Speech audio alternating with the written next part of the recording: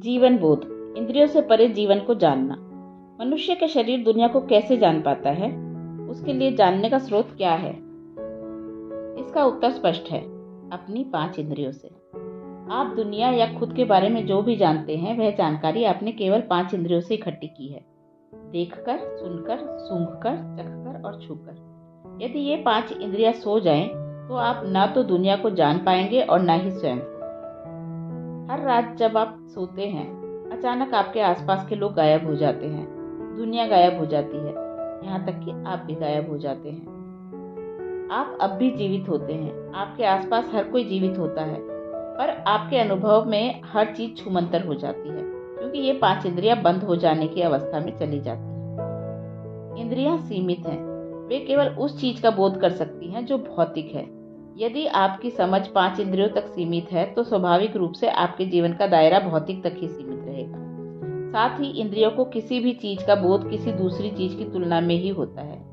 जैसे यदि मैं किसी धातु की वस्तु को छूता हूँ और वह मेरी उंगलियों को ठंडी लगती है, तो ऐसा केवल इसीलिए है क्योंकि मेरा शरीर उससे ज्यादा गर्म है। मान लीजिए कि मैं अपने शरीर का तापमान घटा लेता हूँ, तो वह मुझे गर्म महसूस होगी।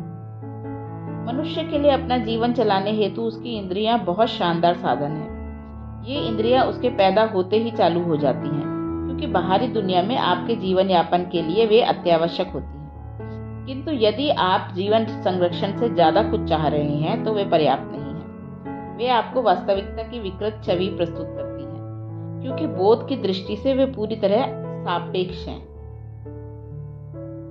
यदि आप वास्तव में जीवन को पूरी गहराई से जानना चाहते हैं, तो यह आवश्यक है कि आप भीतर की ओर देखें, न कि बाहर की ओर, क्योंकि जीवन की असली प्रकृति शरीर और मन की भौतिक या मनोवैज्ञानिक अभिव्यक्ति में उपस्थित नहीं है, अपितु उनके स्रोत में है।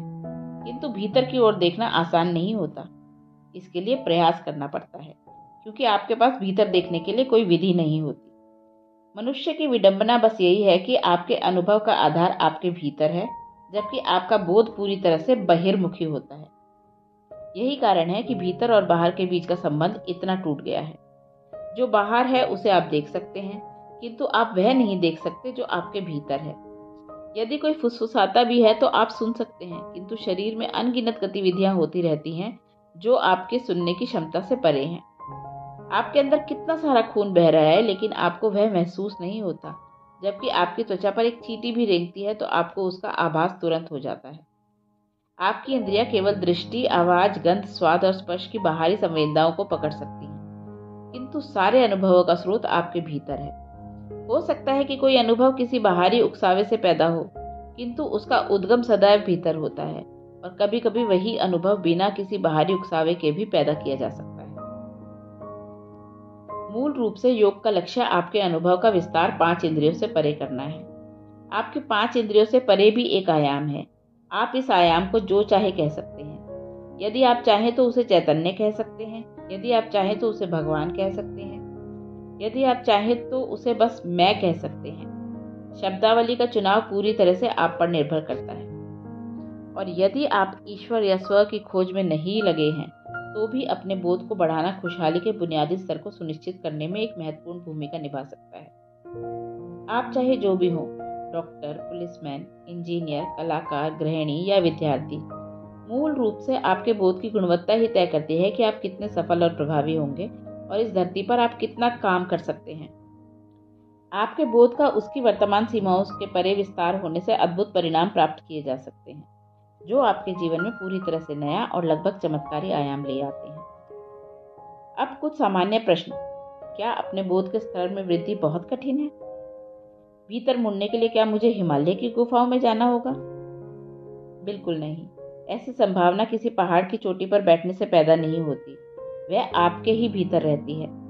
उस तक आपकी पहुंच न होने का एकमात्र कारण यह है कि आप या तो व्यस्त हैं, या जो बाहर हो रहा है उसी में तल्लीन हैं, या फिर अपने दिमाग में चल रहे मनोवैज्ञानिक नाटक में बहुत ज्यादा डूबे हुए हैं।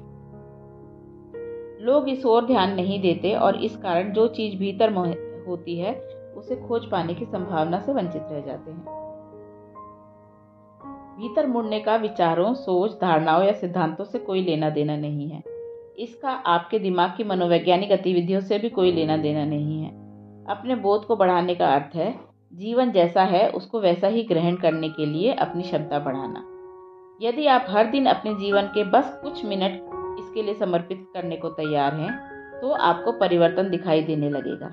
अपनी आंतरिक प्रकृति पर थोड़ा बहुत ध्यान देने की साधारण प्रक्रिया आपके जीवन की गुणवत्ता को असाधारण तरीके से रूपांतरित कर देगी। साधना। सोने से तुरंत पहले आप हर उस चीज पर ध्यान देना शुरू करें जिसे आप अपना मानते हैं। अपने विचार, अपनी भावनाएं, अपने बाल, अपने कपड़े, अपना मेकअप। इस बात को जान लीजिए कि आप इनमें से कुछ भी नहीं है। आप क्या हैं या सत्य क्या है, उसके बारे में किसी तरह के नतीजे पर पहुंचने की जरूरत नहीं है। सत्य निष्कर्ष नहीं है। यदि आप गलत निष्कर्षों को दूर रखते हैं तो सत्य का उदय होगा। यह आपके रात्रि के अनुभव जैसा है। सूरज कहीं चला नहीं गया। बात बस इतनी है कि धरती दूसरी तरफ देखने लगी है। आप अपने बारे में सोचते, पढ़ते और बातें करते हैं क्योंकि आप दूसरी तरफ देखने में बहुत व्यस्त हैं। आपने इस बात को जानने पर पर्याप्त ध्यान नहीं दिया कि वास्तव में आप कौन हैं। ऐसे में निष्कर्ष नहीं, अपितु भीतर मुड़कर देखने की जरूरत है। यदि आप इस जागरूकता के साथ नींद में प्रवेश कर पाते हैं तो यह महत्वपूर्ण होगा। क्योंकि नींद में कोई बाहरी व्यवधान नहीं होता, अतः यह एक शक्तिशाली अनुभव के रूप में विकसित होता। समय के साथ आप सभी प्रकार के संशयों से परे एक नए आयाम में प्रवेश करेंगे।